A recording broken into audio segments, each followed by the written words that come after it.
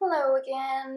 I'm Camilla, and I will be giving you guys today 10 more questions that I think you should ask your host family before you start working for them. Um, I did make a first part to this video with 10 questions that I think you need to ask, and I will put that at the end of the video. That way you can go check it out if you haven't. But here I have another 10 questions that I think are also very helpful to know before you start working.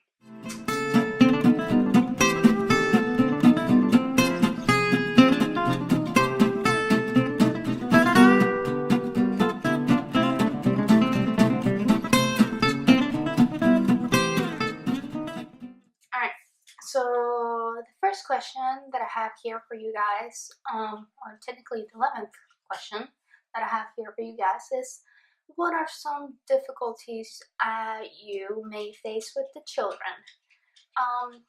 The parents know the recurrent issues that they have with their kids, so they'll give you some things that you should probably keep in mind that may come up. So that's something that I think is very good to know. That way you know what situations may be a little bit more tricky and how to avoid those things. So that is number one. And then second one I have here is, how well do the kids get along? You have siblings that are inseparable and they do everything together and they love each other, and then you have other siblings that are like, no. And I guess this does not apply if you're working for a family that only has one kid. But for the rest, I think that's good to know, and I asked it, and the family gave me like a pretty good understanding of some situations where they may be a little bit more competitive and just kind of get mad at each other and fight, and when they like working together. So I think that was nice for me to know prior. So question number 3 I have here is curfew. Will I have a curfew? If I do, what's my curfew? You may not have a curfew at all. For example, I don't have a curfew, but I wanted to ask because, you may think, oh, that's kind of dumb to have a curfew as an adult, but in their minds they may be thinking something totally different, and they may not want you to come in late after their kids are asleep or they are asleep.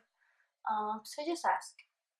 It's better to always know than to be surprised. So number 4, what are some or the disciplinary actions that they take with their kids? I know this may seem a little bit bad, like you're expecting bad things to happen, but you will face tough situations with the kids sooner or later. So you just explain to them, I just kind of want to know how I should handle these situations when they come up. What is it that you guys do to help you guys with the kids and to stop that? So number 5, how will transportation work?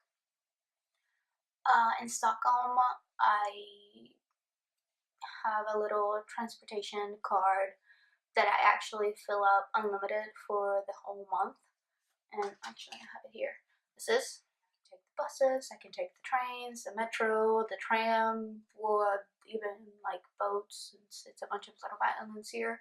And I like having that unlimited because you never know, like you may not need it like for a couple days, but then there's a day that you'll go back and forth a ton because of whatever thing.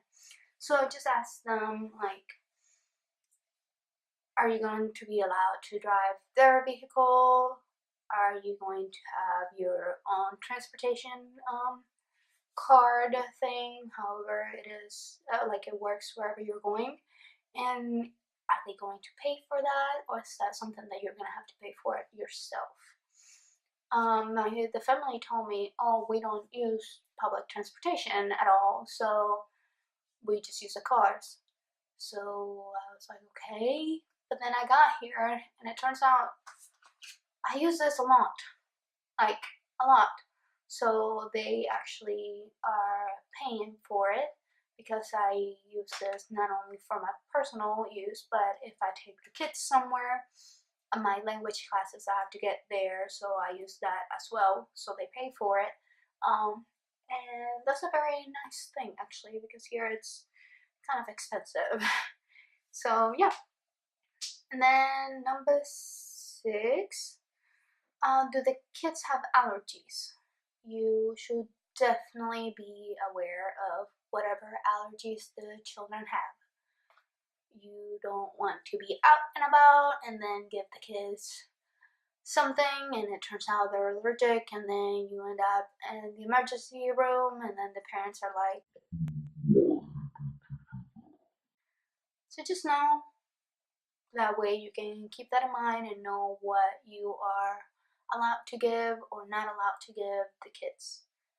And if they don't have any, great, but you already asked and got that covered, got that base covered. So number 7, days off and work time. What days you will have of, or what day you will have of, and if it's going to be flexible. If for example, like, oh, you may have Friday off one week, but are you gonna have a different day next week, just so you can plan things, because I'm sure you want to go do and see things, so that is always nice to know, so you can plan ahead. Number 8, what are the kids' favorite foods? You may or may not have to cook for them. That's something that you probably know. And if you don't, just ask them. But even if you don't have to cook for them, I feel like sometimes it's nice to bring them a little something or make them a little meal. Just, I guess, a nice thing to do for them. So, food. I love food. I'm happy when I eat. I don't know if they're the same, but they probably are. So just ask what their favorite things are to eat, so you know how you can bribe them, kinda. Yeah. So number 9, how do they feel about having an au pair? How the kids feel about having an au pair? Do they like it? Are they like, this is taken, like, my parents are not giving me like enough time, and they just bring another person, that way you know how they will feel about you, and that's the thing. Don't take it personal. It's how they feel about any au pair coming in, and that way you know, oh, they love that extra attention, or no, they actually don't like a stranger acting as a parent for them. So that's another thing that I find nice to keep in mind, and just know that if something happens, it's not necessarily because it's you, or it's just because they don't like the situation. So, and the last question I have here is electronics. How do electronics are managed at their home? Do the kids have a certain time set, or like a certain amount of time set like that they can use their electronics? Are they allowed to use computers, iPads, phones? What is it, and how much? And if they use it as a type of reward, like, oh, if they do all their homework and clean the room or whatever it is, then they get this, then that's also nice to know, because you don't want to like get there and be like, oh yeah, and they're like, oh, can I watch this? And you're like, yeah, that's fine, and then the parents be like, we don't let them do that. So I think that's something that is also very important, especially right now, because the kids are always like attached to some type of electronic, or most kids are. So those are the 10 questions that I have here for you guys today. Again, I will put the link for the previous 10 questions.